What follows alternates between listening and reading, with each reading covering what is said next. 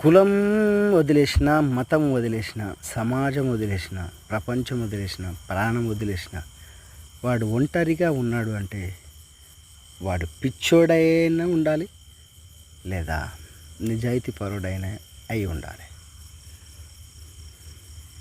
ఆ స్థానాన్ని అనుభవించే వాడికి మాత్రమే తెలుస్తుంది.